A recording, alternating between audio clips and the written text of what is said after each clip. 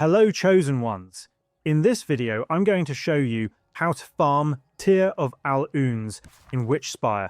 Tears of UUN are an important resource in Witchspire, primarily used for crafting brooms, and in some cases, upgrading your hearth. Because of their role and progression, it's worth knowing a reliable way to farm them. To start, head west toward the UUN ruins. You may already be familiar with this location, as it's visited during the main questline that eventually leads to unlocking Broomflight. Once you arrive at the ruins, make your way to the center of the arena where you'll find a portal waiting to be activated. Enter the portal to face the UUN golem. After defeating the boss, you'll be rewarded with 6 Tears of UUN. The best part is that this encounter can be repeated as many times as needed.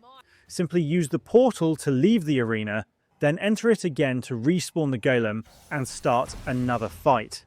By repeating this cycle, you can quickly build up a supply of tears for future crafting and hearth upgrades. And that's about it on how to farm Tear of UUNs in Witchspire.